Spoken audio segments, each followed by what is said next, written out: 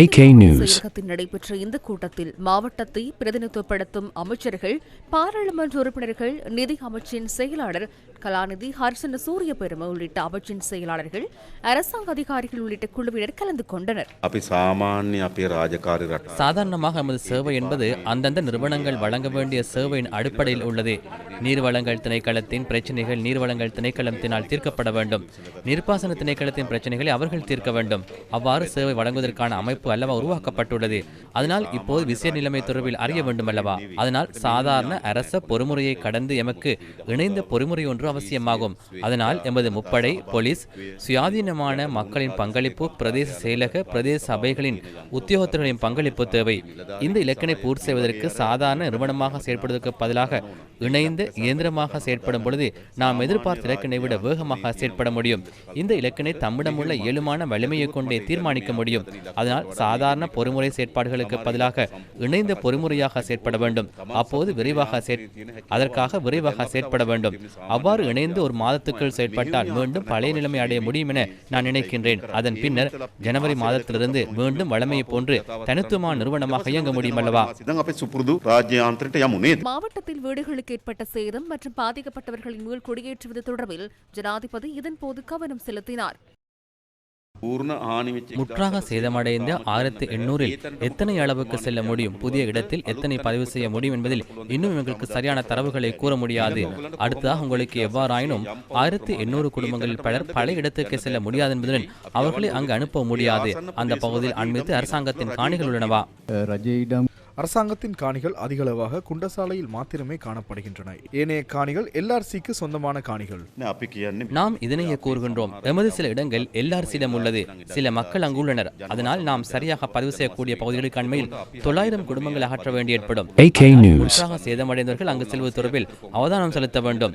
அவர்களுக்காக அரசாங்கத்தின் காணிகளை அடையாளப்படுத்துங்கள். அது எல்ஆர்சிக்கு சொந்தமானதா, ஜனவசத்துக்கு சொந்தமானதா, என்பிஎலுக்கு சொந்தமானதா என்பதனை எங்களுக்கு காண்பித்துக் கொடுங்கள். நாங்கள் அந்தந்த நிறுவனங்களும் பேசி அந்த காணிகளை விடுவித்துக் கொள்கின்றோம். அவர்களுக்கு வீடொன்றை நிர்மாணிப்பதற்காக 5 மில்லியன் ரூபாவினை வழங்குவதற்கு ஒதுக்கியுள்ளோம். அல்லது சிலர் இருக்க முடியும். அவர்களுக்கு அண்மையில் காணிகள் இல்லாவிட்டால் அவர்கள் காணிகளை வாங்குவதற்கு 5 மில்லியன் ரூபாய் வரை வழங்குவதற்கு தீர்மானித்துள்ளோம். இருப்பினும் நாம் முன்னுரிமையாக அரச காணிகளில் வீடுகள் நிர்மாணிப்பதற்கு கொடுப்பனவுகளை வழங்க வேண்டும். அவ்வாறு கொடுப்பனவுகளை வழங்கும் போது 3 கட்டங்களில் வழங்க வேண்டும் என்று திட்டமிட்டுள்ளோம். அதனால் 5 மில்லியன் வழங்கிவிட்டு அப்படி இருக்காமல் வீட்டுக்கே நாங்கள் முன்னுரிமை அளிக்க வேண்டும். வீட்டினை அமைப்பதற்காக கட்டம் கட்டமாக நிதி வழங்க வேண்டும். சிலருக்கு 5 மில்லியனை விட குறைவாக நிர்மாணிக்க முடியும். சிலருக்கு 5 மில்லியனை விட அதிக செலவாகும். ஆனால் வீடு நிர்மாணிப்பதனை கண்காணிக்க வேண்டும். பாரிய பாதிப்பு அமுலுவில் ஏற்பட்டுள்ளது. விவசாய அமைச்சினால் உருவாக்கப்பட்ட விவசாய மத்திய நிலையத்தில் W15 ஹோட்டலை உருவாக்கி அதிலும் மண் சரிவு ஏற்பட்டுள்ளது. நாம் இப்போது தற்காலிக தீர்வுகள் தொடர்பில் அல்லவா பேசுகின்றோம். ஆனால் எமக்கு சொத்துக்களுக்கும் உயிர்களுக்கும் ஏற்படும் பாதிப்புகளுக்கு நிரந்தர தீர்வு அவசியம். நாம் ADB-உடன் கலந்துரையாடியுள்ளோம். முழுமையாக மலையக பகுதி தொடர்பில் நன்றாக ஆராய்ந்து எமக்கு அகற்ற முடியுமான பகுதிகளை அறிந்து கொண்டு ஒரு வருடத்தில் அல்ல, படிப்படியாக மலையகத்தில் வேலை திட்டங்களை முன்னெடுத்து மீண்டும் மலையகத்தை கட்டியெழுப்ப நாம் செயற்பட வேண்டும். அனாவசியமான நிர்மாணிப்புகளுக்காக யார் அனுமதி வழங்கியது? பிரதேச சபையில் எவ்வாறு அனுமதி வழங்கப்பட்டுள்ளது? மின்சார சபையில் எவ்வாறு அனுமதி வழங்கப்பட்டுள்ளது? இவ்வாறான கேள்வி எல்லாம் இருக்கின்றது. அதனால் இங்கு பிழையான விடயம் நடைபெற்றுள்ளது. அதனால் இதற்கு பின்னர் மின்சார சபை அனாவசியமான இணைப்புகளை வழங்குவதை தடை செய்ய வேண்டும். பிரதேச சபைகள் அனுமதியை நிறுத்த வேண்டும். பயிர் செய்கைக்கு ஏற்ற நிலங்களை அடையாளம் கண்டு பயிரிடுவதற்கு முன்னுரிமை அளிக்க வேண்டியதன் அவசியத்தை சுட்டிக்காட்டிய ஜனாதிபதி விவசாயிகளுக்கு இழப்பீடு வழங்குவதற்கான வழிமுறைகள் தொடர்பிலும் கேட்டறிந்தார். உர நிவாரணம் வழங்கியமையூடாக எவ்வளவு நெல் பயிரிடப்பட்டது என்ற பட்டியல் உள்ளதா? நெல்லின் அளவு அறியப்பட்டுள்ளது. பெயர் பட்டியல் உள்ளது. விவசாயிகளின் வங்கி கணக்கு இலக்கம் வரையில் உள்ளது. ஒரு ஹெக்டேருக்கு 1.5 லட்சம் வழங்கியவுடன் அதன் எதிர்பார்ப்பு பயிரிடுவதாகும். அவ்வாறு இல்லாமல் அந்த 1.5 லட்சத்தை வேறு தேவைகளுக்காக பயன்படுத்த முடியாதல்லவா? அவர்களை பயிரிடுவதற்கு நீங்கள் உந்துதல் வழங்க வேண்டும். இந்த நிவாரண உதவி வழங்கும் போது இது உங்களிடமே உள்ளதல்லவா? பாடசாலைகளை விரைவில் ஆரம்பிப்பதற்கு நடவடிக்கை மேற்கொள்ளுமாறு ஜனாதிபதி அதிகாரிகளுக்கு மேலும் அறிவுறுத்தினார். அனர்த்தங்களினால் பாதிப்பு ஏற்படாத பகுதிகளில் மீண்டும் பாடசாலைகளை எதிர்வரும் 16ஆம் தேதி ஆரம்பிப்பதற்கு கல்வி அமைச்சு தீர்மானித்துள்ளது. 428 பாடசாலைகளை ஆரம்பிப்பதற்கு எமக்கு இயலுமை உள்ளது. மலையக பகுதிகளில் உள்ள உள்ள பாடசாலை மாணவர்களையும் பாடசாலைக்கு அழைத்து வருவதற்கான நடவடிக்கைகளில் ஈடுபட்டுள்ளோம். அவர்களுக்கான பாடப்புத்தகங்கள், சீருடைகளை வழங்குவதற்கான எளிமையும் எம்மிடம் காணப்படுகின்றன. இவ்வாறு ஆரம்பிக்கும் போது இடைவெளியை குறைப்பதற்கு முடியுமான முயற்சி செய்யுங்கள். அவ்வாறு இடைவெளி அதிகரித்தால் பரீட்சை நடத்துவதில் பிரச்சனை ஏற்படும். நாம் சாதாரண வகுப்பில் 10 மாதங்கள் இருந்தோம் என சில பிள்ளைகளுக்கு கூற முடியும். 8 மாதங்கள் இருந்தோம் என்று சிலருக்கு கூற முடியும். அதனால் 2 மாதங்கள் பரீட்சை பிற்போடுமாறு எண்ண முடியும். அவ்வாறு பிற்போட்டால் பரீட்சையில் மாத்திரமல்ல அவர்களின் வாழ்க்கையை 2 மாதங்கள் பிற்போட்டதை போன்றாகிவிடும். அதனால் ஒரே தடவையில் பரீட்சை நடத்த வேண்டிய தேவை உள்ளது. ஆரம்பிக்கும் பாடசாலைகளுக்கும் அதன் பின்னர் ஆரம்பிக்கும் பாடசாலைக்கும் இடையே முடிந்தளவு இடைவெளியை குறைக்க வேண்டும். மாவட்டத்தில் நீர் விநியோகத்தை 3 நாட்களுக்குள் முழுமையாக வழமைக்கு கொண்டு வருமாறும் ஜனாதிபதி அறிவுறுத்தியதுடன் அதுவரை பவுசர்களூடாக மக்களின் நீர் தேவைகளை பூர்த்தி செய்ய வேண்டும் எனவும் இந்த நடவடிக்கைகளில் நீர் விநியோகத்தை அவசர நிலையாக கருதி முப்படையினரிடமிருந்து தொழில்நுட்ப உதவியை பெற வேண்டும் என்றும் ஜனாதிபதி அறிவுறுத்தினார். අපේ ජල සම්පාදන ක්‍රම 20ක් තිබ්බා. ඒකෙන් 18ක්ම ආපදාවට ලක් වුණා. ඒ වෙලාවේ වැඩ කරේ ප්ලාන්ට් 2ක් විතරයි. මේ වෙනකොට අපි ප්ලාන්ට් 18ක්ම ඔපරේෂනල් ලෙවල් එකට ගෙනල්ලා තියෙනවා. තව දෙකක් ප්‍රතිසංස්කරණය කරන්න තියෙනවා. ඔව් 18. ඒ දෙක කවද වෙනකොට ඔයගොල්ලෝ සැලසුම තියෙනවා. ඒක සාමාන්‍යයෙන් දල වශයෙන් ගත්තොත් දින 3ක හෝ 4ක කාලය සීමාවක් ඇතුළත යථාවත් කරන්න පුළුවන්. හැබැයි 20ම අපි විවෘත කරත් සමහර ඒ ප්‍රදේශ තියෙනවා. ඒ ප්‍රදේශවල ජල සැපයුම දෙන්න බැරි නේද? ඒ ප්‍රදේශ කීයක් හඳුනාගෙන තියෙනවද? දැනට ස්ථාන 5ක් විතර තමයි තියෙන්නේ. ස්ථාන 5ක් විතර තියෙනවා. ඒ ස්ථාන 5න් ඉක්මනින්ම අවසන් කරන්න පුළුවන් ප්‍රදේශ කීයක් තියෙනවද? දින 2කට වඩා අඩු කාලයකදී මේවා කරන්න පුළුවන්. අර පන්විල ප්‍රශ්නේ ඇරුණාම. එක තැනයි අමාරු වෙන්නේ. ඒතකොට එතන ඉන්න ගමයට වතුර ලබා දෙන්න මොකද්ද කරන්නේ? බවුස් සප්ලයි එකක්. බවුස් වලින් ලබා දෙනවා. ඒතකොට තව දින 3ක් යනකොට ඔයගොල්ලෝ වෝටර් බෝඩ් එකෙන් ලබා දෙන ජල සැපයුම සම්පූර්ණ යථාවත් වෙනවා. පළාත් පාලන ආයතන වලින් මෙහෙවන ජල සැපයුම් මාර්ග යථාවත් කරන්න තව කාලයක් යනවා ඔයගොල්ලෝ කියන විදිහට. ඔව් 75ක් විතර පුළුවන්. තව සති දෙකක් විතර. ඉතුරු 25 ටිකක් අමාරු වේවද? අපි කොහොම හරි දෙසැම්බර් 31කට කලින් ජල ව්‍යාප්තිය ටික යථා තත්ත්වයට ගන්න තමයි උත්සාහ දරන්නේ. දෙසැම්බර් 31 වෙනකන් අපිට තියෙනවනේ පානීය ජල සපයන තැන් ටික නේද? ඒවට බවුසර් වලින් සපයනවනේ. இதற்கு மேலதிகமாக பெருந்தெருக்கள், மின்சாரம், போக்குவரத்து, எரிபொருள் விநியோகம், நீர்ப்பாசனம், தகவல் தொடர்பு அமைப்புகள் உள்ளிட்ட அத்தியாவசிய சேவைகளை மீட்டெடுப்பது தொடர்பில் கவனம் செலுத்தப்பட்டதுடன் இந்த நடவடிக்கைகளில் அரசு அதிகாரிகள் மற்றும் முப்படையினரின் அர்ப்பணிப்பை ஜனாதிபதி பாராட்டினார். இதேவேளை ஜனாதிபதி அனுரகுமார திசாநாயக்க இன்று காலை மல்வத்து மகாவிகாரைக்கு சென்று மகாநாயக்கர் திப்பட்டுவாவே ஸ்ரீ சுமங்கல தேனரை சந்தித்தார். தற்போதைய அனர்த்த நிலைமை மற்றும் பாதிக்கப்பட்ட மக்களுக்கு நிவாரணம் வழங்க அரசாங்கம் மேற்கொண்டு வரும் முயற்சிகள் தொடர்பில் மல்வத்து மகாநாயக்க தேனருக்கு தெளிவூட்டியதாக ஜனாதிபதி ஊடக பிரிவு விடுத்துள்ள ஊடக அறிக்கையில் குறிப்பிடப்பட்டுள்ளது. මුදුගොඩ වැළුවට පස්සේ මේව වෙච්ච අයටත් නෑනේ. ඉතින් මේක ඊටත් වැඩිය දෙකටම වැඩිය ලොකු එකක් මම හිතන්නේ වෙන විපත්ති. දැන් දීර්ඝ කාලයක් යයි මේකට. අපි විශාල මුදල් ප්‍රමාණයක් වෙන් කරා. වුණා මේ අවුරුද්දේ අපි අපේක්ෂා කරාට වඩා වැඩි ආදායමක් ආණ්ඩුවට ලැබුණානේ මේ අවුරුද්දේ. ඒ නිසා අපිට ලබන අවුරුද්දට ණය ගන්නේ නැතුව අපිට මේ මුදල් ප්‍රමාණයක් ඊයේ අපි පාර්ලිමේන්තුවේ කිව්වා ලොකු මුදලක් වෙන් කළ ජනතාවට සහන දෙන්න ඕන කියලා. නිවාස ගියපු අය ඒ තැන්වල අවදානම් නම් ආපහු එතන පදිංචි වෙන්න දෙන්නේ නැහැ කියන එක තමයි අපි ඉඩම් හොයන්න. මම අද ආවෙත් ඒකයි අපේ දිසාපති කාර්යාලයේ දිසාපතිතුමාලා හම්බ වෙලා නුවරයට රජයේ ඉඩම් කොහෙද තියෙන්නේ ප්‍රශ්න මොනවද කියලා බලන්න මම මේ දවස් 3ම දිස්ත්‍රික් 6කට යනවා. AK News. பாதிக்கப்பட்டுள்ள எமது உறவுகளுக்காக பலரும் தொடர்ந்து நிவாரணங்களை வழங்கி வருகின்றனர்.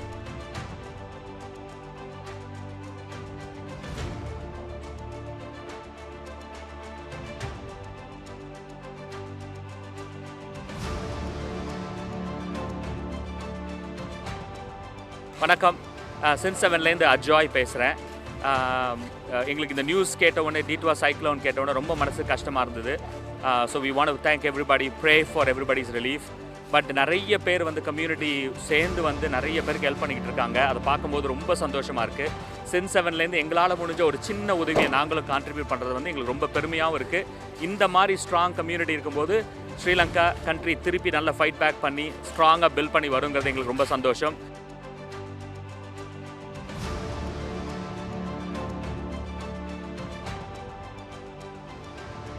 சிரச சக்தி சான யாத்ரா நம்பிக்கை ஏற்பட்டதனால் எங்களுடைய நிறுவனம் ஜூசி G3 ஆகிய நிறுவனத்திலிருந்து எம்நாட்டு மக்களுக்கு உதவி செய்யும் வண்ணமாக எங்களுடைய இந்த பொருளுதவியை மிகவும் அன்புடன் அர்ப்பணிக்கிறோம். மஹர சிறைச்சாலையின் சுமார் 4250 கைதிகளும் அதிகாரிகளும் தங்களின் மதிய உணவை பாதிக்கப்பட்ட மக்களின் பசியை தணிப்பதற்காக இன்று வழங்குகின்றனர். சக்தி சிரச தலைமையக வளாகத்திற்கு வருகை தந்த அவர்கள் சுமார் 4 லட்சம் ரூபாவுக்கும் அதிக பெறுமதியுள்ள உலர் உணவுப் பொதிகளை ஒப்படைத்தனர்.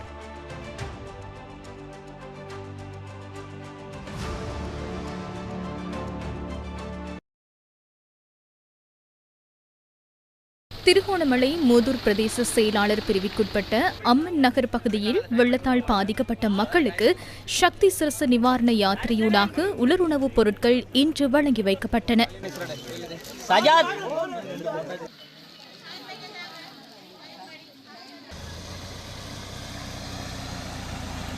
வெள்ளத்தால் பாதிக்கப்பட்ட மூதூர் பிரதேச செயலாளர் பிரிவிற்குட்பட்ட நல்லூர் கிராம உத்தியோகத்தர் பிரிவிற்குட்பட்ட தாயூப் நகரை நோக்கியும் சக்தி சிரச நிவாரண யாத்திரை முன்னெடுக்கப்பட்டது.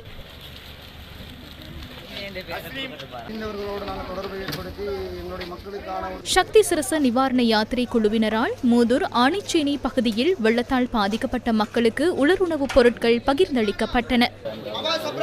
சக்தி சிரச நிவாரண யாத்திரையில் நாங்கள் இப்போது மூதூர் ஆனைச்சேனை ஜும்மா பள்ளிவாசலின் முன்பாக பாதிக்கப்பட்ட எங்களுடைய உறவுகளுக்கான நிவாரண பொருட்களை அவர்களிடம் கையளித்துக் கொண்டிருக்கிறோம். குறிப்பாக நீங்கள் எங்களுடைய நிவாரண பொருட்கள் சேகரிப்பு நிலையங்களில் கொண்டு வந்து கொடுத்த அந்த பொருட்களை நாங்கள் மூதூர் பகுதி திருவண்ணாமலை மாவட்டத்திலே பல பகுதிகளில் நாங்கள் அவற்றை விநியோகித்துக் கொண்டிருக்கிறோம். இங்கே கிட்டத்தட்ட 300-350 குடும்பங்கள் இங்கே தங்க வைக்கப்பட்டிருக்கிறார்கள். அவர்களுக்கான உலருணவு பொதிகளை இப்போது நாங்கள் வழங்கிக் கொண்டிருக்கிற நிகழ்வை தான் இந்த இடத்தில் நீங்கள் பார்க்கக்கூடியதாக இருக்கும். தொடர்ந்து மனிதர்கள் மேலதிக விவரங்களை உங்களோடு வழங்குவதற்கு நாங்கள் தயாராக இருக்கிறோம். மூதூரிலிருந்து சக்தி நியூஸ் ஃபர்ஸ்ட் செய்திகளுக்காக ராஜ் பிரசாந்த். மூதூர் ஜாய நகருக்கும் சக்தி சிரச நிவாரண யாத்திரை குழுவினர் சென்று பொருட்களை கையளித்தனர்.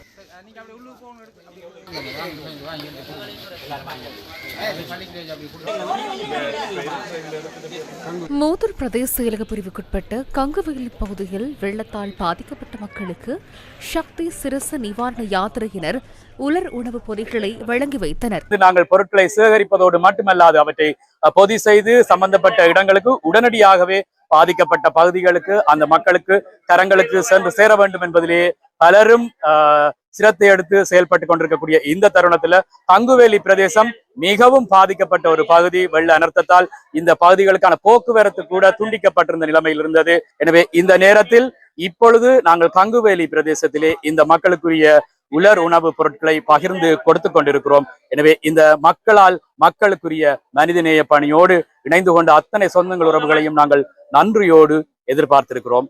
நான் நியூஸ். இதன் ஒரு கட்டமாக கிண்ணியா உப்பாறு கிராம சேவகர் பிரிவுக்குட்பட்ட பகுதிகளில் வெள்ளத்தால் பாதிக்கப்பட்டோருக்கான 25,000 ரூபாய் காசோலை கிண்ணியா பிரதேச செயலாளர் தலைமையில் இன்று வழங்கி வைக்கப்பட்டது. வெள்ளத்தால் பாதிக்கப்பட்ட வீடுகளை சுத்தம் செய்வதற்காக குறித்த கொடுப்பனவு வழங்கப்பட்டது. இன்று நாங்கள் கிண்ணியா பிரதேச செயலகத்துக்கு உட்பட்ட பகுதியிலே வெள்ள அனர்த்தத்தின் காரணமாக பாதிக்கப்பட்ட பொதுமக்களுக்கான உடனடி தேவைகளை நிறைவு செய்யும் முகமாக நடவடிக்கைகளை மேற்கொண்டு வருகின்றோம். அதன் ஒரு கட்டமாக இன்று சனிக்கிழமை நாங்கள் 2ஆம் கட்டமாக வீடுகளை சுத்தம் செய்வதற்காக 25,000 ரூபாய் கொடுப்பனவை இப்பொழுது மக்களுக்காக வழங்கி நிற்கின்றோம். எங்களுடைய நாட்டின் ஜனாதிபதி அதிமேதகு அனுரகுமார திசாநாயக்க அவர்களின் பணிப்புரைக்கு அமைவாகவும் நாங்கள் உடனடியாக மக்களுக்கான தேவைகளை நிறைவு செய்யும் வகையிலாக செயற்பட்டு கொண்டிருக்கின்றோம். வருகின்ற நாட்களிலே மிக விரைவாக கொடுப்பனவுகளை வழங்குவதற்கான அலுவலர்கள் மும்முரமாக செயற்பட்டு கொண்டிருக்கின்றார்கள். கிளிநொச்சி மாவட்டத்தில் வெள்ளத்தால் பாதிக்கப்பட்டவர்களின் வீடுகளை சுத்தப்படுத்துவதற்காக அரசாங்கத்தினால் 25,000 ரூபாய் பணம் வைப்பிலிடும் நடவடிக்கை இன்று ஆரம்பிக்கப்பட்டன.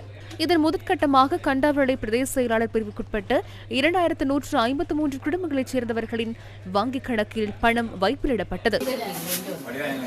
கடந்த சில நாட்களுக்கு முன்னர் எங்களுடைய மாவட்டத்திலே ஏற்பட்ட வெள்ள அனர்த்தம் காரணமாக எங்களுடைய மாவட்டத்திலே 8,873 குடும்பங்கள் பாதிப்படைந்திருந்தனர். அந்த வகையிலே இந்த மக்களுக்கான அரசாங்கத்தினால் வழங்கப்படுகின்ற உதவி திட்டங்களை விரைவுபடுத்தி வழங்கும் முகமாக முதலாவதாக கண்டாவளை பிரதேச செயலர் பிரிவிலே மக்கள் தங்களுடைய வீடுகளை வெள்ள நீர் புகுந்த வீடுகளை மீள புதுப்பிப்பதற்காக 25,000 ரூபாய் கொடுப்பனவு தற்போது 2,153 குடும்பங்களுக்கு வழங்கப்பட்டிருக்கின்றது. அந்த வகையிலே எங்களுடைய மாவட்டத்திற்கு இந்த வெள்ள அனர்த்தத்துக்காக 277 மில்லியன் இதுவரை ஒதுக்கப்பட்டிருக்கின்றது இந்த செலவுகளை மேற்கொள்வதற்காக. மாத்தளை மாவட்ட செயலகத்தில் நடைபெற்ற இந்த கூட்டத்தில் அமைச்சர்கள், மாவட்டத்தை பிரதிநிதித்துவப்படுத்தும் பாராளுமன்ற உறுப்பினர்கள், நிதி அமைச்சின் செயலாளர் கலாநிதி ஹர்சன சூரிய பெரும, அமைச்சின் செயலாளர்கள், அரசு அதிகாரிகள் உள்ளிட்ட பலர் பங்கேற்றிருந்தனர். அனர்த்தத்தில் சேதமடைந்த பயிர்களுக்கு இழப்பீடு வழங்குவதை துரிதப்படுத்துவது தொடர்பில் இங்கு கவனம் செலுத்தப்பட்டது. மாவட்டத்தில் தடைப்பட்ட நீர் விநியோகத்தை சீர் செய்வது தொடர்பிலும் கலந்துரையாடப்பட்டதுடன் மக்களுக்கு அவசர சேவைகளை வழங்கும் போது அதனுடன் தொடர்புடைய நிறுவனங்களுடன் தொடர்புகளை பேணுவதன் அவசியம் தொடர்பிலும் இங்கு கலந்துரையாடப்பட்டது. நமுலை மாவட்ட ஆதார வைத்தியசாலையின் அபிவிருத்தி தொடர்பிலும் அதனை புதிய இடத்திற்கு மாற்றுவது தொடர்பான திட்டத்தை உடனடியாக சமர்ப்பிக்குமாறும் அதிகாரிகளுக்கு ஜனாதிபதி இதன்போது பணிப்புரை விடுத்தார். இதேவேளை மாத்தளை கூம்பியங்கொடவில் உள்ள ஸ்ரீ வித்யாசேகர விகாரைக்கு சென்ற ஜனாதிபதி அங்குள்ள இடைத்தங்கல் முகாமில் தங்கியுள்ள மக்களுடன் கலந்துரையாடலில் ஈடுபட்டார். பாதிக்கப்பட்ட மக்களின் மீள்குடியேற்றம், இழப்பீடுகள் வழங்குவது தொடர்பில் அரசாங்கம் எடுத்துள்ள தீர்மானங்கள் தொடர்பிலும் ஜனாதிபதி இதன்போது அவர்களுக்கு தெளிவுபடுத்தினார்.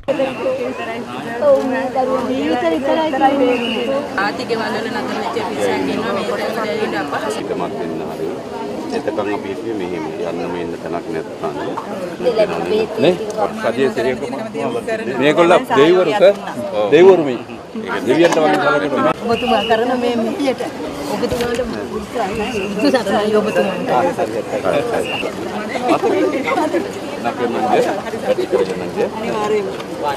இந்தியாவின் சாகர் பந்து திட்டத்தின் கீழ் இலங்கைக்கு வழங்குவதற்காக நிவாரணப் பொருட்களை ஏற்றிய 9வது விமானம் இன்று பிற்பகல் நாட்டுக்கு வந்தது. 10 அடி நீளமுடைய 65 மெட்ரிக் டன் எடையுடைய பெய்லி பாலம் மற்றும் ஜேசிபி பெக்கோ இயந்திரம் ஆகியன இந்த நிவாரணப் பொருட்களில் உள்ளடங்குகின்றன. அதனுடன் இந்திய ராணுவ பொறியியலாளர் படையணியைச் சேர்ந்த 13 பொறியியலாளர்களும் நாட்டுக்கு வந்தனர்.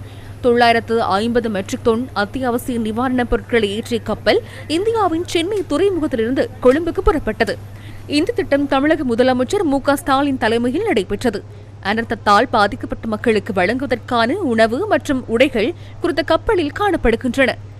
அமைச்சர் விஜித ஹேரத்தின் அறிவுறுத்தலுக்கு அமைய சென்னைக்கான இலங்கையின் துணை தூதுவர் டாக்டர் கணேஷ்நாதன் கீதீஸ்வரன் விடுத்த வேண்டுகோளுக்கு அமைய இந்த நன்கொடை வழங்கப்பட்டுள்ளது.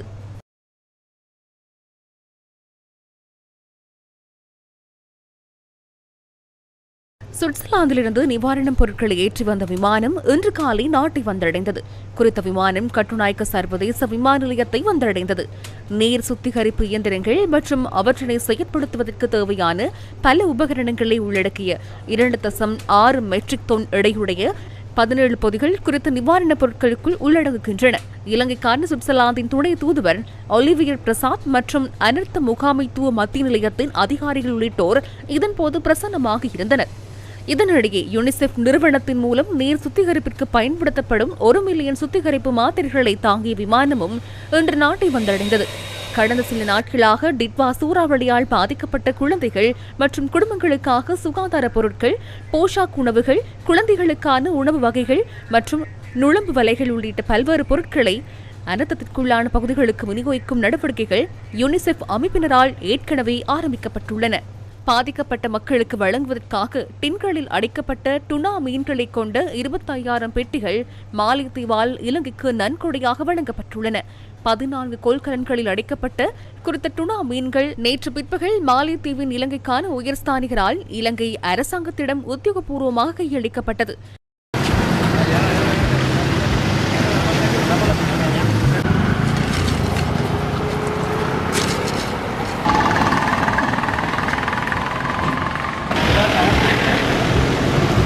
අට මේ පැත්තට හරවලා දාන්න.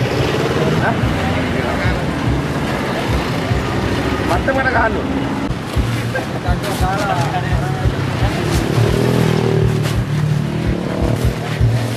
අපිට හංගිලා.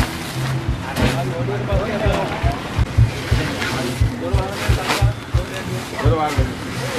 එර මගිනේ.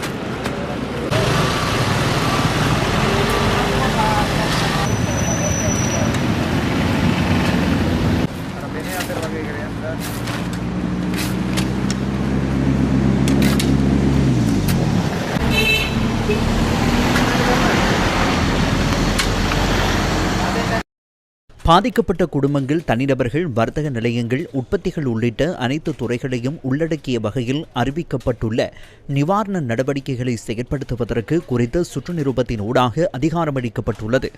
வீட்டை சுத்திகரிப்பதற்காக 25,000 ரூபாவும், பாதிக்கப்பட்டுள்ள மக்கள் மீள குடியிருப்பதற்கு வீடுகளுக்கு தேவையான பொருட்களை கொள்வனவு செய்வதற்காக வீடுகளின் உரிமையை கருத்தில் கொள்ளாமல் ஒரு வீட்டுக்கு ஒரு தடவை மாத்திரம் வழங்கப்படும் 50,000 ரூபாய் கொடுப்பனவு வழங்கப்பட உள்ளது. அனர்த்தம் காரணமாக வீடுகளை இழந்தவர்கள் அல்லது முற்றாக வாழ்வாதாரத்தை இழந்த 2 அல்லது அதற்கும் குறைந்த நபர்கள் உள்ள குடும்பத்திற்கு 25,000 ரூபாய் வீதமும், 2க்கும் மேற்பட்ட நபர்களை கொண்ட குடும்பத்திற்கு 50,000 ரூபாய் வீதமும் 3 மாதங்களுக்கு வழங்கப்பட உள்ளன. தங்குவதற்கு வீடுகளற்ற குடும்பங்கள் வாடகை வீட்டில் தங்குவதற்கு அதிகபட்சம் 6 மாதங்களுக்கு 25,000 ரூபாய் வழங்கப்பட உள்ளது. நெல் உள்ளிட்ட பெரும்போக பயிர்கள் அழிவடைந்தமைக்காக ஒரு தடவை மாத்திரம் செலுத்தப்படும் கொடுப்பனவாக 1 ஹெக்டேருக்கு 1,50,000 ரூபாய் இழப்பீடு வழங்கப்பட உள்ளது. மரக்கறி செய்கை மேற்கொள்ளப்பட்டிருந்த விளை நிலங்களுக்கு ஒரு தடவை மாத்திரம் செலுத்தப்படும் கொடுப்பனவாக 2 லட்சம் ரூபாய் வழங்கப்பட உள்ளது.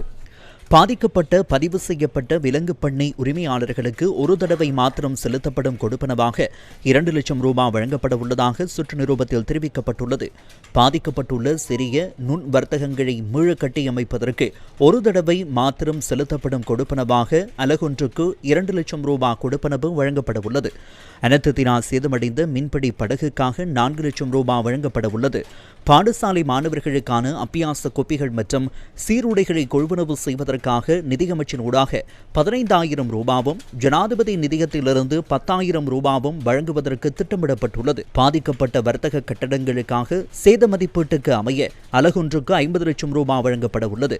முழுமையாக அழிவடைந்த வீடுகளுக்காக புதிய வீடுகளை கட்டிக்கொள்வதற்கு 50 லட்சம் ரூபாய் வழங்கப்படுவதுடன் அதற்கு அரசாங்கத்தினால் காணி ஒன்றை வழங்க முடியாத சந்தர்ப்பத்தில் பொருத்தமான காணி ஒன்றை கொள்வனவு செய்வதற்காக வீடு ஒன்றுக்காக 50 லட்சம் ரூபாய் கொடுப்பனவை வழங்குவதற்கும் சுற்று நிரூபத்தில் குறிப்பிடப்பட்டுள்ளது. பகுதியளவு சேதமடைந்த வீடுகளை புனரமைப்பதற்காக சேத மதிப்பீட்டுக்கு அமைய 25 லட்சம் ரூபாய் வழங்கப்பட உள்ளது. அனர்த்தத்தில் உயிரிழந்தவர்களுக்காக, அவர்களது நெருங்கிய உறவினர்களுக்கும், முழுமையாக அங்கவீனமடைந்தவர்களுக்காக 10 லட்சம் ரூபாவை வழங்குவதற்கும் சுற்று நிரூபத்தில் குறிப்பிடப்பட்டுள்ளது. இதேவேளை அனர்த்தத்தினால் பாதிக்கப்பட்டவர்களின் நிலைமையை கருத்தில் கொண்டு ஏற்கனவே வழங்கப்பட்ட கடன் தொகையை மீள செலுத்துவது அல்லது வட்டியை செலுத்துவதனை 3 தொடக்கம் 6 மாதங்களுக்கு இடைநிறுத்துமாறு மத்திய வங்கியினால் வணிக வங்கிகளுக்கு அறிவிக்கப்பட்டுள்ளது. இதன் பிரகாரம் அனர்த்த நிலைமையை கருத்தில் கொண்டு கடன் கொடுக்கல் வாங்கலில் ஈடுபட்டவர்களின் தற்போதைய கடன் வசதி அல்லது கடனுக்கான வட்டி செலுத்துவதனை 3 முதல் 6 மாதங்களுக்கு நிறுத்தி வைக்குமாறு மத்திய வங்கியினால் ஏனைய வர்த்தக வங்கிகளுக்கு அறிவுறுத்தப்பட்டுள்ளது. கடன் மீளப்பெருக இடைநிறுத்தப்படும் இந்த காலப்பகுதிக்காக ஒப்பந்த வட்டி விதத்தை விடவும் அதிக வட்டி விதத்தை வங்கிகள் அறிவிடக்கூடாது எனவும் மத்திய வங்கியினால் ஏனைய வங்கிகளுக்கு அறிவிக்கப்பட்டுள்ளது. கடன் மீளப்பெருகை காலப்பகுதி முடிவடைந்த பின்னர் குறைந்தபட்சம் 3 மாத சலுகை காலத்தின் பின்னரே புதிய கடன் மீள்கொடுப்பனவு ஆரம்பிக்கப்படும் என இலங்கை மத்திய வங்கி தெரிவித்துள்ளது. ஒத்திவைக்கப்பட்ட வட்டி செலுத்துவதற்கு எவ்வித வட்டியும் அறிவிடப்பட மாட்டாது என மத்திய வங்கியினால் வணிக வங்கிகளுக்கு அறிவிக்கப்பட்டது.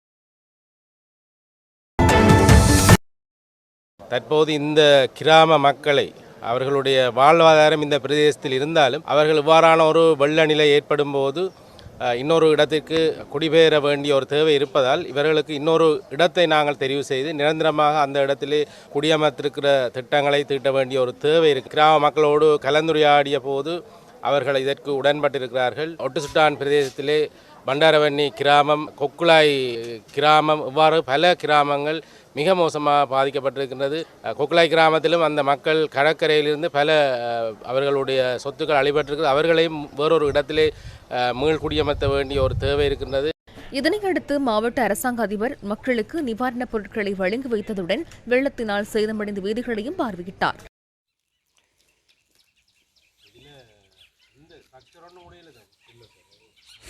இதேவேளை வெள்ள அனர்த்தத்தின் பின்னரான நோய் தாக்கங்களை கட்டுப்படுத்துவது தொடர்பான கலந்துரையாடல் ஒன்று மட்டக்களப்பு அரசாங்க அதிபர் தலைமையில் புதிய மாவட்ட செயலகத்தில் நடைபெற்றது. மழை முடிவடைந்த பின் தற்போதுள்ள சீரான காலநிலையில் தொற்று நோய்கள் அதிகரிக்கக்கூடிய சாத்தியம் காணப்படுகின்றது. எலிக்காய்ச்சல், டெங்கு, முக்கியமாக டெங்கு நோய் பரவக்கூடிய சாத்தியக்கூறுகள் தற்போது அதிகரித்திருக்கின்றது. அத்தோடு தற்போது ஏற்பட்ட அனர்த்தம் காரணமாக ஏற்பட்ட பாதிப்புகள் தொடர்பில் மதிப்பீடுகள் அவற்றையும் செய்ய வேண்டிய அதனுடன் தொடர்புடைய நீர்ப்பாசன திணைக்களம், வீதி அபிவிருத்தி அதிகார சபை, வீதி திணைக்களம் அவர்களுடன் ஒரு கலந்துரையாடல் இடம்பெற்றோம். நாட்டில் ஏற்பட்ட இயற்கை பேரிடரால் உயிரிழந்தவர்களுக்கு அஞ்சலி செலுத்தும் நிகழ்வு வவுனியா பூந்தோட்டம் பகுதியில் இன்று நடைபெற்றது. சில சிவில் அமைப்புகள் இணைந்து இந்த நிகழ்வை ஏற்பாடு செய்திருந்தன. இதன்போது உயிரிழந்தவர்களுக்கு மெழுகுவர்த்தி ஏற்றி அஞ்சலி செலுத்தப்பட்டது. லெமனியர் பி பிரிவு தோட்ட குடியிருப்பு தாளிறங்கியுள்ளது. இதனால் 31 குடும்பங்களைச் சேர்ந்து 106 பேர் பாதிக்கப்பட்டு லெமனியர் தோட்ட தொழிற்சாலையில் தற்காலிகமாக தங்க வைக்கப்பட்டுள்ளனர். நாங்கள் லெமனியர் டிவிஷனில் மண் ஸ்லீப்பில் பாதிக்கப்பட்டு இப்போ எங்களோட லெமனியர் ஃபேக்ட்ரியில் தான் எங்களோட எஸ்டேட் மேனேஜ்மெண்ட்டில் கொண்டாந்து நிப்பாட்டியிருக்கிறாங்க. வசதிகளை செஞ்சு கொடுத்துருக்குறாங்க. இருந்தும் எங்களுக்கு இருக்கிறதுக்கு எங்களுக்கு வசதி என்ன பிரச்சனைன்னு சொன்னால் எங்களோட பெரிய பெரிய குமரி பிள்ளைகளை வச்சுக்கிட்டு எங்களுக்கு இருக்கோம். அதுதான் எங்களுக்கு ரொம்ப பிரச்சனையாக இருக்குது. எங்களுக்கு கவர்மெண்ட்டால் எங்களுக்கு பார்த்து ஒரு நல்ல வீடு வசதியை பாதுகாப்பான இடத்துல செஞ்சு கொடுத்தாங்கன்னா பெரிய உதவியாக இருக்கும்னு நினைக்கிறோம். இதனிடையே தலவாக்கலை, லிந்துல, மௌசா எல்ல பிரதான வீதியும் மண் சரிவினால் தாழ்ந்திறங்கியுள்ளது. டேல், மௌசா எல்ல, நோனாவத்த, பெர்ஹாம், ராணிவத்த உள்ளிட்ட பகுதிகளுக்கு பயணிக்கும் பலரும் பல்வேறு இன்னல்களை எதிர்நோக்கி வருகின்றனர். இந்த ரோட்டு என்னன்னு கேட்டால் இந்த வந்த மலையில் இடிஞ்சிருச்சு. அடுத்த மலைக்கு இது என்ன ஆகும்னு சொல்ல இயலாது. ஆகவே இந்த பாதையை கூடிய சீக்கிரம் புனரமைத்து தரும்படி மிக தாழ்மையோடு கேட்டுக்கொள்கின்றோம். நுவரெலியா ரேந்தபோல பள்ளிவாசலில் 280 குடும்பங்களைச் சேர்ந்து 501 பேர் தங்க வைக்கப்பட்டுள்ளனர். கடந்த 28ஆம் தேதி மண் சரிவுக்குள்ளான ரேந்தபோல, உலங்கப்போல, ஹக்கல பகுதியைச் சேர்ந்தவர்களே இங்கு தங்கியுள்ளனர்.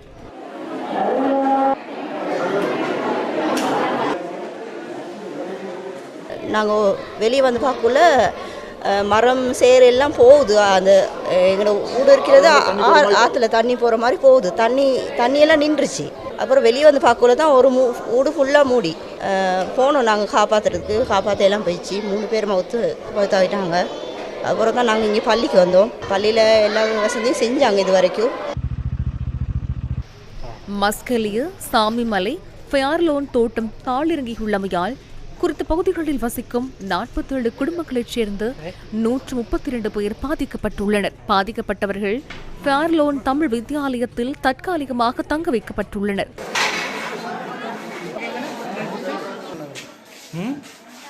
எங்களுக்கு எங்கள் பிள்ளைங்க 550 பிள்ளைங்க ஸ்கூலில் படிக்கிறாங்க.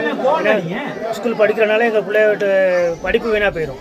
அதனால் வேண்டி நாங்கள் என்ன சொல்கிறோம், எங்களுக்கு இருக்க இடம் ஒன்று வேணும். எங்களுக்கு சாப்பாடு போக்குவரத்து செஞ்சால் கூட எங்கள் பிள்ளைகளுக்கு படிப்பு வேணுமே. அதனால தூரமாக முடிகிற அளவுக்கு அரசாங்கம் எல்லாம் சேர்ந்து எங்களுக்கு ஒரு வீடு வாய்ப்பை செஞ்சு கொடுத்தா நாங்கள் அந்த 10ஆம் தேதிக்குள்ளே நாங்கள் எங்கள் வீடுகளை போயிடுவோம்.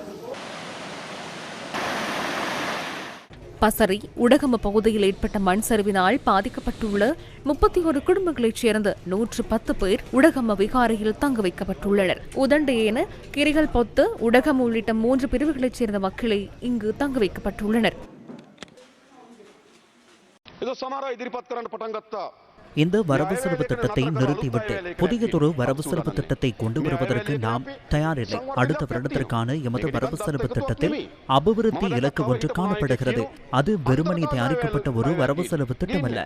இடைக்கால வரவு செலவு திட்டம் ஒன்றை கொண்டு வருமாறு முன்னர் இருந்த தலைவர் ஒருவர் கூறியிருந்தார். அவ்வாறு கொண்டு வர மாட்டோம். 2027ஆம் ஆண்டுக்காக நாம் சமர்ப்பித்துள்ள வரவு செலவு திட்டத்தில் நாட்டில் நிலையான அபிவிருத்தியை ஏற்படுத்துவதற்கான திட்டம் ஒன்று வகுக்கப்பட்டுள்ளது. நாம் அதனை நிறுத்த மாட்டோம். அந்த வரவு செலவு திட்டத்தில் சில பகுதிகளை இந்த இடர் நிலைமையில் மீள்வதற்காக முன்னுரிமை அளித்து பயன்படுத்த முடியுமா என்பது தொடர்பில் நாம் சிந்திக்கின்றோம். நாம் மாவட்ட செயலாளர்களுக்கு சில விடயங்களை அறிவித்துள்ளோம். தங்களது பிரதேசத்தில் ஏதேனும் பிரச்சனைகள் இருந்தால் எமக்கு அறிவிக்குமாறு நாம் அவர்களுக்கு கூறியுள்ளோம். அதற்காக நிதியை வழங்குவதற்கு தயார் என்பதனை அவர்களுக்கு அறிவித்துள்ளோம். 10,500 மில்லியன் ரூபாவுக்கும் அதிக அளவில் தற்போது மாவட்ட செயலாளர்களுக்கு ஒதுக்கியுள்ளோம். இலங்கையில் ஒருபோதும் இவ்வாறு இடம்பெறவில்லை. நெருக்கடியான பொருளாதாரத்தை எதிர்கொண்டுள்ள சந்தர்ப்பத்தில் 50 பில்லியன் குறைநிரப்பு பிரேரணையை பாராளுமன்றத்தில் நிறைவேற்றுமாறு சிலர் கூறுகின்றனர். எம்மிடம் 22.2 பில்லியன் ரூபாய் காணப்படுகிறது. எனவே எம்மிடம் இந்த அனர்த்தங்களுக்காக பயன்படுத்துவதற்கு 72.2 பில்லியன் ரூபாய் காணப்படுகிறது. அதே போன்று வீடுகளும் சொத்துகளும் அழிவடைந்துள்ளன. வீடுகளில் சிலிண்டர் தேவை, சமையல் அடுப்பு தேவை, தூங்குவதற்கு மெத்தை தேவை. இவ்வாறு மக்கள் மீண்டும் தமது வாழ்க்கையை ஆரம்பிக்க வேண்டும். எனவே இந்த 72.2 பில்லியன் ரூபாய் மூலம் பாதிக்கப்பட்டுள்ள மக்கள் மீள குடியமர்வதற்கு, வீடுகளுக்கு தேவையான பொருட்களை கொள்வனவு செய்வதற்காக வீடுகளில் உரிமையை கருத்தில் கொள்ளாமல் ஒரு வீட்டுக்கு ஒரு தடவை மாத்திரம் வழங்கும் 50,000 ரூபாய் கொடுப்பனவை வழங்குவதற்கு தீர்மானித்துள்ளோம். இது பாதிக்கப்பட்ட அனைத்து வீடுகளுக்கும் கிடைக்கும். மேலதிகமாக அந்த 25,000 ரூபாய் கொடுப்பனவு இன்று அல்லது நாளை கிடைக்கும். நான் ஏற்கனவே குறிப்பிட்ட 50,000 ரூபாய் கொடுப்பனவை வழங்குவதற்காக இன்று அமைச்சரவை கூடி அதற்கான முடிவை நாம் எடுத்தோம். இன்று இரவு அந்த சுற்று நிருபத்தை நாம் வெளியிடுவோம். அதன்படி அந்த நிதியை எம்மால் ஒதுக்க முடியும். வீடுகளை இழந்தவர்களுக்கு 3 மாதங்களுக்கு, அதாவது டிசம்பர், ஜனவரி, பிப்ரவரி மாதங்களுக்காக வேறு ஒரு வீட்டுக்கு சென்று வாடகையில் இருப்பதற்கு மாதாந்தம் 25,000 ரூபாய் வழங்க உள்ளோம். முகாமில் இருக்க முடியும். இல்லாவிட்டால் அந்த 25,000 ரூபாயை பெற்றுக்கொண்டு வாடகை வீடு ஒன்றுக்கு செல்ல முடியும். அதனை நாம் 6 மாதங்களுக்கு நீடிப்பதற்கும் எதிர்பார்க்கின்றோம். இந்த நிலையில் வாழ்வாதாரம் பாதிக்கப்பட்டுள்ள மக்களுக்காக டிசம்பர், ஜனவரி, பிப்ரவரி ஆகிய மாதங்களுக்கு 3 மாதங்களுக்காக வீடுகளை இழந்து முகாம்களில் இருப்பவர்கள் அல்லது வாடகை வீடுகளுக்கு சென்றவர்கள் என்ற எந்தவித பேதமுமின்றி 50,000 ரூபாய் மாதாந்த கொடுப்பனவு வழங்கப்படும். 3 மாதங்களுக்கு தொடர்ந்து இந்த கொடுப்பனவு வழங்கப்படும். அவர்களுக்கான வாழ்வாதாரத்தை தயார்படுத்திக் கொள்வதற்காக இந்த கொடுப்பனவை வழங்க உள்ளோம். வீட்டில் இருவர் இருந்தால் 25,000 ரூபாய், இருவரை விட அதிகமாக இருந்தால் 50,000 ரூபாய் வழங்கப்படும் என்று அந்த சுற்று நிருபத்தில் குறிப்பிடப்பட்டுள்ளது. அதே போன்று அடுத்ததாக பாதிக்கப்பட்ட நெல், சோளம் மற்றும் தானியங்களுக்காக ஒரு ஹெக்டேருக்கு 1,50,000 ரூபாய் இழப்பீடு வழங்கப்படும். இந்த வயல்களில் மீண்டும் பயிரிட வேண்டும் என்றே நாம் எதிர்பார்க்கின்றோம். 1,60,000 ஹெக்டேர் வயல் நிலங்கள் அழிவடைந்துள்ளதாக எமக்கு தகவல் கிடைத்துள்ளன. அந்த 1,60,000 ஹெக்டேர் விளைநிலங்களில் மீண்டும் பயிரிட வேண்டும் என்றே நாம் எதிர்பார்க்கின்றோம். மீண்டும் அரிசிக்கு தட்டுப்பாடு ஏற்படும் என சிலர் கூறுகின்றனர். மரக்கறி செய்கையாளர்களுக்கு ஒரு ஹெக்டேருக்கு 2 லட்சம் ரூபாய் வழங்கப்படும் என்று அந்த சுற்று நிருபத்தை வெளியிட உத்தேசித்துள்ளோம். எனினும் விவசாயிகள் மீண்டும் நெல் வேளாண்மை செய்ய வேண்டும், மரக்கறிகளை பயிரிட வேண்டும், பொருளாதாரம் மீண்டும் மேம்படும் என்று பார்த்து கொண்டிருக்க முடியாது. விழுந்த இடத்திலிருந்து மீண்டெழ வேண்டும். அதற்கு விவசாயம் மிகவும் முக்கியத்துவம் பெறுகிறது. அதே போன்று அனர்த்தத்தால் பாதிக்கப்பட்ட பண்ணைகளையும் மீள ஆரம்பிக்க வேண்டும். அதனால் அனைத்து பண்ணைகளுக்கும் 2 லட்சம் ரூபாய் வழங்குவதற்கு தீர்மானித்துள்ளோம். சிறிய, நடுத்தர, பெரிய வியாபாரம் என்ற அனைத்து வியாபாரிகளுக்கும் மீண்டும் தமது வியாபாரத்தை ஆரம்பிப்பதற்கு தலா 2 லட்சம் ரூபாய் வழங்கப்படும். அதே போன்று வங்கிகள் மூலமாக சலுகைகளை வழங்கவும் தீர்மானித்துள்ளோம். மத்திய வங்கியுடன் அது தொடர்பில் பேசியுள்ளோம். அந்த சுற்று நிரூபமும் இன்று வெளியிடப்படும்.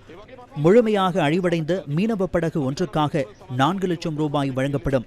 பாதிக்கப்பட்டுள்ள பாடசாலை மாணவர்களுக்கு ஒருவருக்கு 25,000 ரூபாய் வழங்கப்படும். பாதிக்கப்பட்ட மாணவர்கள் மீண்டும் பாடசாலை செல்ல வேண்டும் என்ற நோக்கத்துக்காக இதனை வழங்கவுள்ளோம். வியாபாரங்களை மீண்டும் ஆரம்பிப்பதற்கு, கட்டடங்களை மீள நிர்மாணிப்பதற்கு 50 லட்சம் ரூபாய் வரை இழப்பீட்டுத் தொகையை வழங்குவதற்கும் தீர்மானித்துள்ளோம். அந்த கட்டடம் பாதிக்கப்பட்டுள்ள நிலைமையின் அடிப்படையில் 50 லட்சம் ரூபாய் வரையில் இந்த இழப்பீடு வழங்கப்படும். அதேபோன்று முழுமையாக அழிவடைந்த வீடுகளுக்காக புதிய வீடுகளை கட்டிக் கொடுக்க 50 லட்சம் ரூபாய் வழங்கப்படும். அரசு காணி ஒன்று இல்லாவிட்டால் அவருக்கு காணி ஒன்றை பெற்றுக்கொள்வதற்காக வீட்டுக்கு வழங்கப்படும் 50 லட்சம் ரூபாவுக்கு மேலதிகமாக காணியை பெறுவதற்காக 50 லட்சம் ரூபாய் வழங்கப்படும். மக்களை பாதுகாப்பாக மீள்குடியமர்த்துவது அரசாங்கத்தின் பொறுப்பு என்பதனால் இதனை செய்ய உள்ளோம். காணியும் வீடும் அழிவடைந்து இருந்தால் அவருக்கு 1 கோடி ரூபாய் கிடைக்கும். அதே போன்று மீள பயன்படுத்த முடியுமான வீடுகளை திருத்த உள்ளோம். தகரம் ஒன்று காற்றில் அள்ளுண்டு சென்றிருந்தாலும் 10 லட்சம் ரூபாய் வழங்கப்படும். அனர்த்தங்களில் உயிரிழந்தவர்களின் இழப்பை பணத்தினால் மதிப்பிட முடியாது. எனினும் 10 லட்சம் ரூபாய் இழப்பீட்டை வழங்க நாம் தீர்மானித்துள்ளோம். நாம் கடன் வரையறையை இந்த பாராளுமன்றத்திற்கு சமர்ப்பித்துள்ளோம். அந்த கடன் வரையறையில் மாற்றங்களை ஏற்படுத்த நாம் ஒருபோதும் எதிர்பார்க்கவில்லை.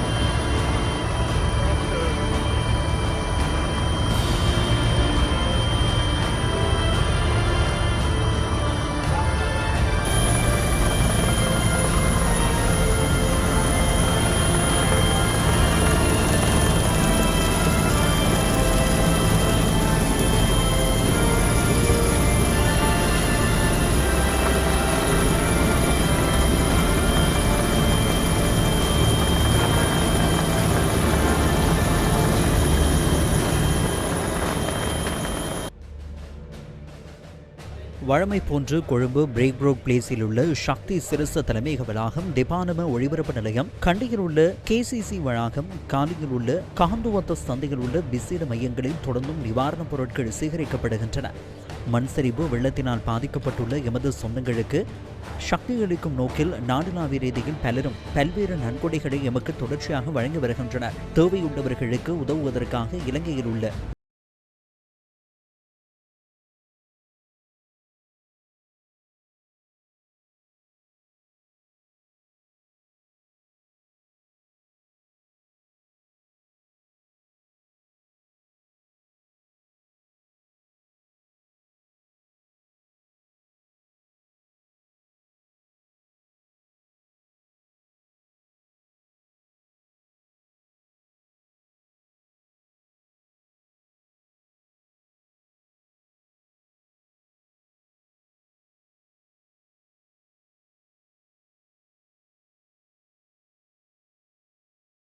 சபையினர் நிவாரண யாத்திரை குழாத்திடம் முன்வைத்த வேண்டுகோளுக்கு அமைய சுகாதார பொருட்களை பெற்றுக் கொண்டனர். அவை மகியங்கனி வைத்தியசாலைக்கு இன்று கொண்டு செல்லப்பட்டன. அத்தியாவசிய பொருட்களை விரைவாக பொதி செய்து பகிர்ந்தளிப்பதற்கு ஒரு குழாம் நடவடிக்கையில் ஈடுபட மற்றொரு குழாத்தினர் சக்தி சிரச தலைமையகத்திலிருந்து நிவாரணப் பொருட்களுடன் பயணித்தனர். பதுளை புத்தளம் மக்களுக்கு நிவாரணப் பொருட்களை பகிர்ந்தளிக்கும் நோக்கிலேயே இந்த பயணம் முன்னெடுக்கப்பட்டது. இன்றும் பெருந்திரளான மக்கள் நிவாரணப் பொருட்களுடன் தெபானம ஒளிபரப்பு நிலையத்திற்கு வருகை தந்தனர். மோதூர், மாவிலாறு பகுதிகளில் பாதிக்கப்பட்ட மக்களுக்காக அவை இன்று அனுப்பப்பட்டன. கண்டியில் உள்ள கண்டி சிட்டி சென்டர் வளாகத்தில் உள்ள மையமும் இன்று செயற்பட்டது. அங்கு சேகரிக்கப்பட்ட பொருட்கள் கலஹா பகுதிக்கு கொண்டு செல்லப்பட்டன. காலி ககந்துவத்த மையத்திற்கு இன்று அதிகளவான நிவாரண உதவிகள் கிடைத்தன. குழுக்களாக பிரிந்து நிவாரணப் பணிகளை முன்னெடுக்கின்ற குழாத்தினர் புத்தள மாவட்டத்தின் பல பிரதேச செயலக பிரிவுகளுக்கு சென்று மக்களுக்கான நிவாரணங்களை இன்று வழங்கினர். குருநாகல் மாவட்டத்தில் பன்னல, கொபேகனி உள்ளிட்ட பல பிரதேச செயலக பிரிவுகளுக்கு சென்ற நிவாரண யாத்திரை குழாத்தினர் இன்றைய நாள் முழுவதும் அத்தியாவசிய நிவாரணப் பொருட்களை பகிர்ந்தளித்தனர். ஜாய்சரிகம, மாக்கந்துர, ஹெங்கமுவ, பன்னல கிராமங்களுக்கும் நிவாரணப் பொருட்கள் பகிர்ந்தளிக்கப்பட்டன. ரிதீகம, கிரிபாத் கல்லு, கித்துல்கல, பம்பரகந்து,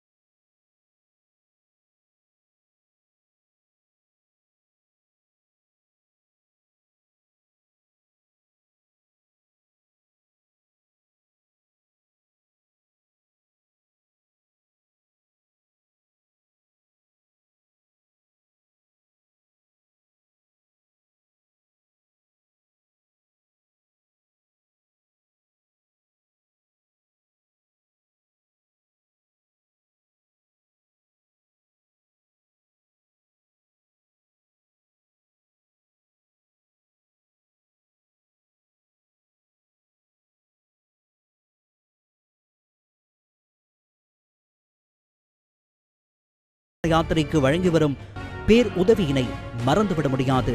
நிவாரண யாத்திரை மக்களுடன், மக்களுக்காகவே முன்னெடுக்கப்படுகிறது. ரத்மலானை விமானப்படை தலைமையகத்திலிருந்து இந்திய விமானப்படைக்கு சொந்தமான MI-17 ரக ஹெலிகாப்டர் நுவரெலியாவுக்கான பயணத்தை ஆரம்பித்தது. நிவாரணப் பொருட்களை கொண்டு செல்லுதல் இந்த பயணத்தின் நோக்கம் என்பதுடன் 2 இந்திய விமானிகள் மற்றும் 2 நாடுகளையும் பிரதித்துவப்படுத்தும் விமானப்படை குழுவினரும் இதில் இணைந்திருந்தனர்.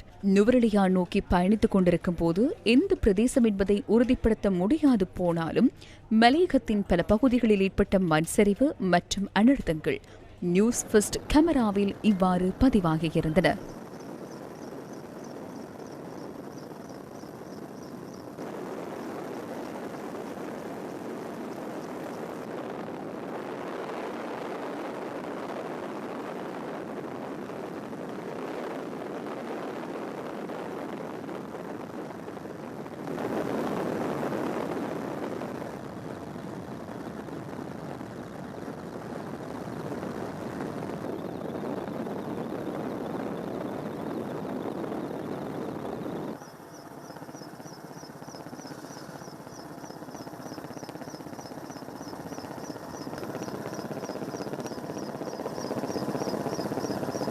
இந்திய விமானப்படைக்கு சொந்தமான MI-17 ரக ஹெலிகாப்டரினூடாக நுவரெலியா புறமடுள்ள பொது மைதானத்தில் நிவாரணப் பொருட்கள் தரையிறக்கப்பட்டன. 1700 கிலோகிராம் நிவாரணப் பொருட்கள் மக்களிடம் கையளிக்கப்பட்ட பின்னர் இந்த ஒன்றிணைந்த விமானப்படை குழாத்தினர் வசம் மற்றொரு பொறுப்பு ஒப்படைக்கப்பட்டது. அது இடைநிறுத்தப்பட்ட கல்வி பொதுத்தராதர உயர்தர பரீட்சையில் நடத்தப்படாத பரீட்சை வினாத்தாள்களை பாதுகாப்பாக கொண்டு செல்லும் பொறுப்பாகும். இதற்கமைய நுவரெலியா போலீஸ் அதிகாரிகள் உள்ளிட்ட குழுவினரையும் இணைத்துக் கொண்டு கொத்மலை வரையான பயணம் ஆரம்பிக்கப்பட்டது. கொத்மலையில் குறித்த வினாத்தாள்களை ஹெலிகாப்டரில் ஏற்றிக் கொண்டிருந்த போது அனர்த்தத்தில் சிக்கியிருந்த சுமார் 20 பேர் பற்றிய தகவல் கிடைத்தது. இதற்கமைய அவர்களை மீட்பதற்கான நடவடிக்கையையும் குழுவினர் முன்னெடுத்தனர். மீட்பு நடவடிக்கைகளின் பின்னர் MI-17 ரக ஹெலிகாப்டர் மீண்டும் கொழும்பு நோக்கி புறப்பட்டது.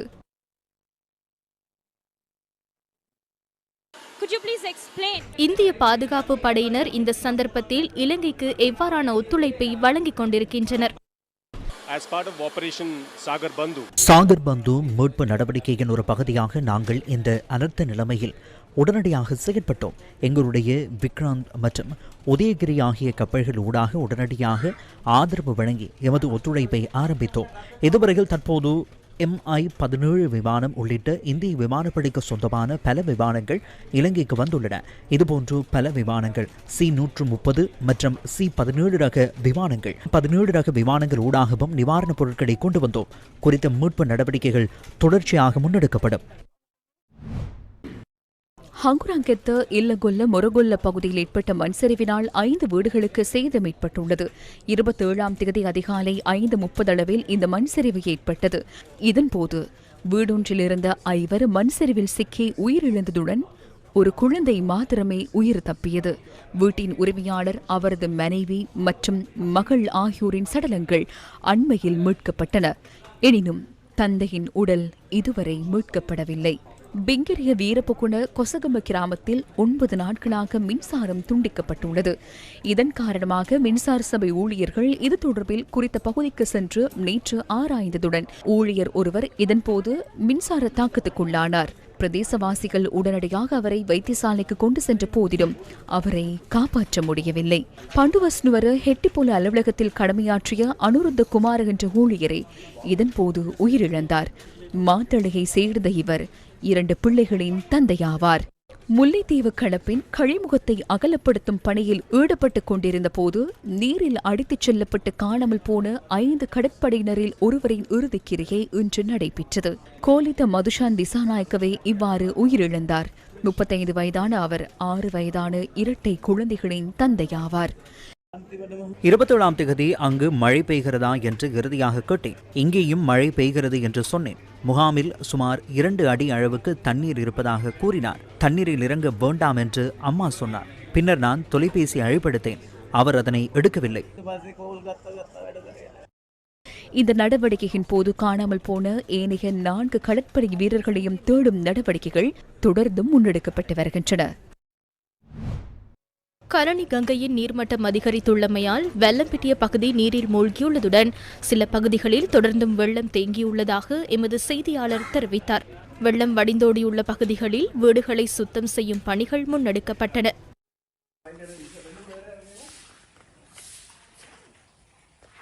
கடுவல நகரிலும் முழுமையாக வெள்ளம் வடிந்தோடியுள்ளதுடன் கொழும்பு மாநகர சபையின் தீயணைப்பு பிரிவினர், கடுவல மாநகர சபை, போலீசார் மற்றும் அரசு அதிகாரிகள் மற்றும் தனியார் துறையின் பங்கேற்புடன் கடுவல நகரம் இன்று சுத்தம் செய்யப்பட்டது.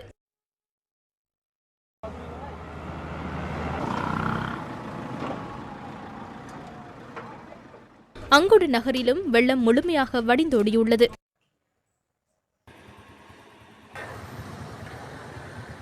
தொம்பே, கல்தொய்யாவ உள்ளிட்ட பிரதேசங்களில் வெள்ளம் முழுமையாக வடிந்தோடியுள்ளதுடன் மக்கள் தமது வீடுகளை சுத்தம் செய்தனர்.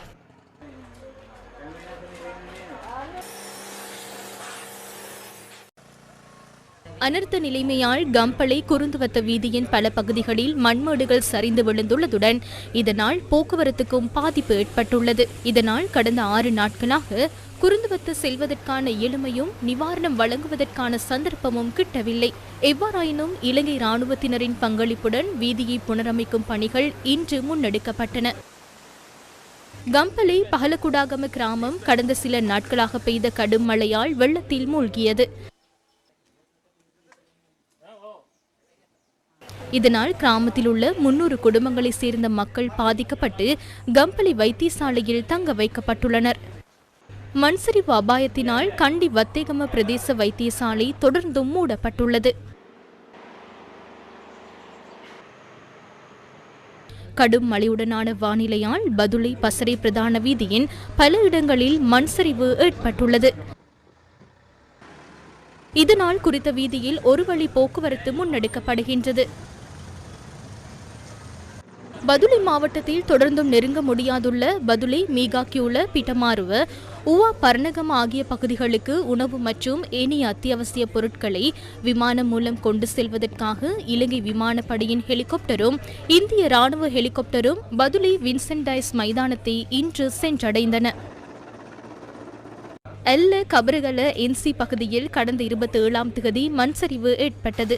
இதனால் 10 வீடுகள் மண் சரிவில் சிக்கியதுடன் 4 வீடுகள் முழுமையாக சேதமடைந்தன. குறித்த பகுதியில் உள்ள 14 குடும்பங்களைச் சேர்ந்த 35 பேர் தொடர்ந்தும் பாதுகாப்பான இடங்களில் தங்க வைக்கப்பட்டிருந்தாலும் வீதி தொடர்ந்தும் மூடப்பட்டுள்ளது. கடும் மழையுடனான வானிலையால் கிளஞ்ச் தோட்டத்தில் பல மண் சரிவுகள் ஏற்பட்டுள்ளன. எனது நாடு எனது இதயம் நிகழ்ச்சியில் கலந்து கொண்டு அத்தியாவசிய சேவைகள் ஆணையாளர் நாயகம் பிரபாத் சந்திரகீர்த்தி தெரிவித்தார். පිරිසිදු කිරීම වලට වසන්ත රුපියල් 25000ක මුදලක් ලබා දෙනවා. பாதிப்படைந்த வீடுகளை புனரமைப்பதற்கு அரசாங்கத்தினால் 25,000 ரூபாவை வழங்குவதற்கு தீர்மானிக்கப்பட்டுள்ளது. யாரேனும் ஒருவர் வாடகை வீட்டில் இருந்தாலும் அவருக்கு வீட்டின் உரிமை இல்லாவிட்டாலும் அந்த நிதி வழங்கப்படும். அதேபோல பெருந்தோட்டங்களில் உள்ள லைன் குடியிருப்புகளில் வாழும் மக்களுக்கு சொந்த வீட்டுக்கான உரிமை இல்லை. எனினும் லைன் குடியிருப்புகளில் உள்ள வீடுகளின் மீது மண்மேடுகள் சரிந்து விழுந்து வெள்ள நிலைமைக்கு முகம் கொடுத்து குறித்த வீட்டின் மீது மரங்கள் முறிந்து வீழ்ந்திருக்குமாயின் அவற்றை அகற்றுவதற்கும் வீட்டை மீண்டும் புனரமைப்பு செய்வதற்கும் 25,000 ரூபாவை பெற்றுக் கொடுப்பதற்கு நடவடிக்கை எடுப்போம். ஒரு வீட்டுக்கு 25,000 ரூபாய் பெற்றுக் கொடுக்கப்படும். කටයුතු කරනවා. නිවසේ එක නිවසකට රුපියල් 25000ක් ලබා දෙනවා. இதனிடையே பாதிக்கப்பட்ட மக்களுக்கு நிவாரணம் வழங்குவதற்காக வெளி மாவட்டங்களில் உள்ள ஆயிரக்கணக்கான இளைஞர்கள் வருகை தந்ததை அவதானிக்க முடிகிறது. பதுளை மாவட்ட மக்களுக்கு இன மத பேதமின்றி முன்னெடுக்கப்படும் மனிதாபிமான நடவடிக்கைகள் தொடர்பில் இன்று நாம் ஆராய்ந்தோம். இதுவரை பாதிக்கப்பட்ட மக்களுக்கு நிவாரணம் வழங்கவும் மக்களின் இயல்பு வாழ்க்கையை மீண்டும் உறுதிப்படுத்தவும் பதுளை மாவட்டம் முழுவதும் பல்வேறு தரப்பினரும் பல நடவடிக்கைகளை முன்னெடுத்து வருகின்றனர். பதுளை விஹாரகுட சுமனதேசகுட கிராமத்தில் உள்ள வடிகான் கட்டமைப்பு இன்று சுத்தம் செய்யப்பட்டது.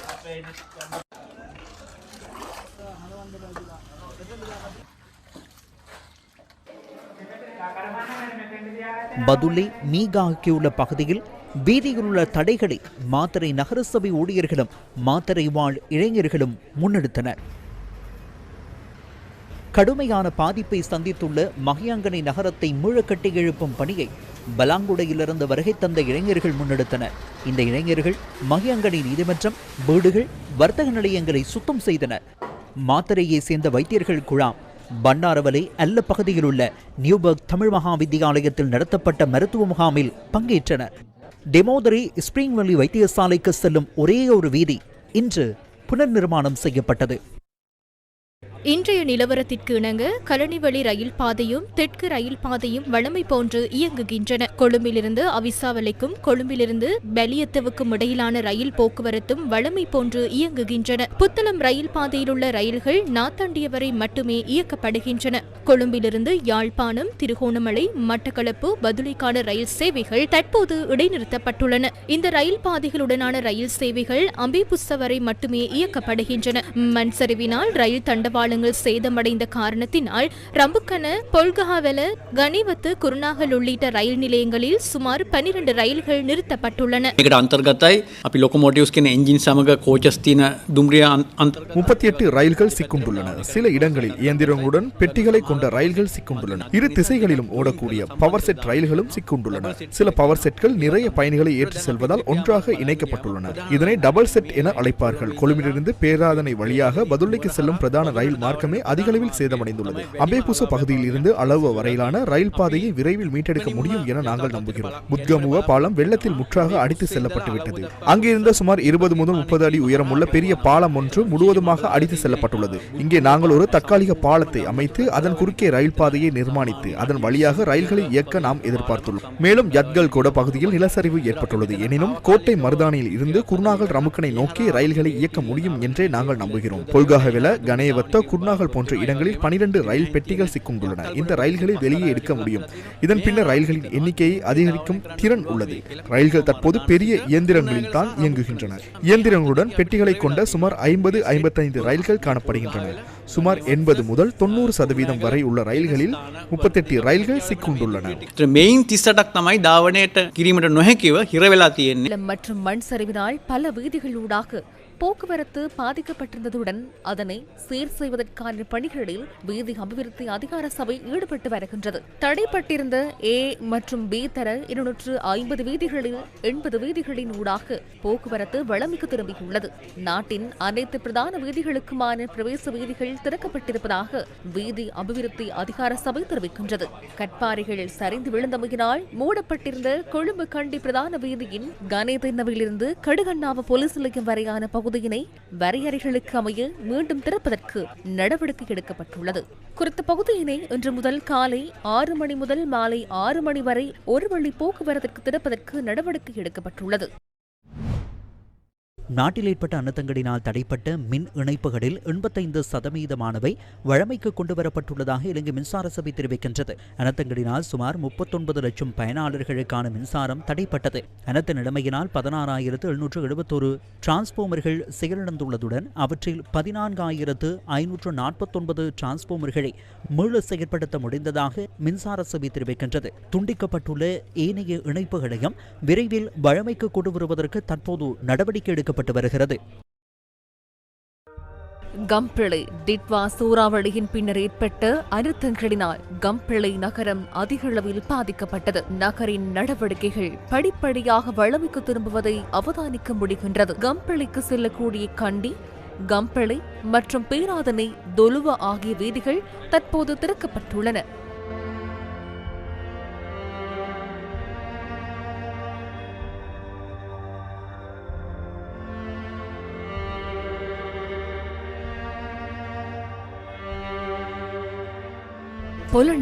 புலனறுவையும் விரைவாக இயல்பு நிலைக்கு திரும்பி வருகின்றது. நகருக்கு மின்சாரம் வழங்க நடவடிக்கை எடுக்கப்பட்டுள்ளதுடன் மாவட்டத்தில் நீர் மற்றும் மின்சார விநியோகம் 2 வாரங்களுக்குள் மீண்டும் வழங்கப்படும் என மாவட்ட செயலாளர் தெரிவித்தார்.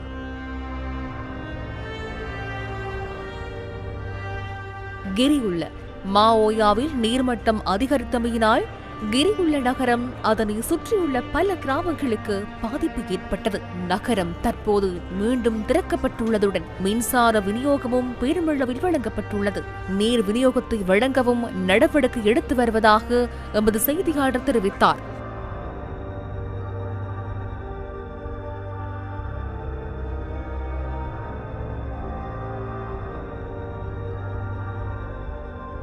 கம்பஹா அண்மையில் ஏற்பட்ட வெள்ளத்தால் கம்பஹா நகரமும் கடுமையாக பாதிக்கப்பட்டது. இன்று அங்கு பதிவு செய்யப்பட்ட காட்சிகளே இவை. நகரத்தின் பல இடங்கள் சுத்தம் செய்யப்பட்டுள்ளதுடன் மின்சார விநியோகமும் வழங்கப்பட்டுள்ளது. நகருக்கு பிரவேசிக்கும் அனைத்து வீதிகளும் மீண்டும் திறக்கப்பட்டுள்ளதுடன் பொது போக்குவரத்து சேவைகளும் இயங்குகின்றன.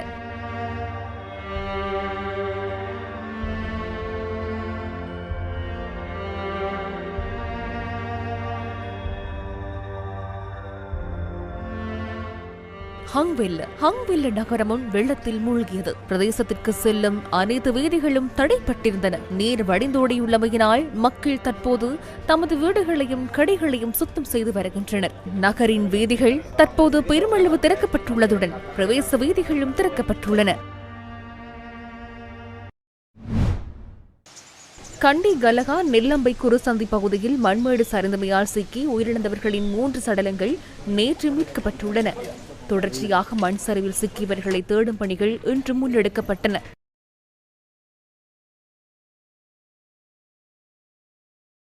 கண்டி தில்தோட்டை நாரங்கிண்ண தோட்டத்தில் ஏற்பட்ட மண் சரிவினால் 15 தொடர் குடியிருப்புகள் முற்றாக சேதமடைந்துள்ளன. இதனால் 35 குடும்பங்களைச் சேர்ந்த 145 பேர் தற்காலிக முகாம்களில் தங்க வைக்கப்பட்டுள்ளனர்.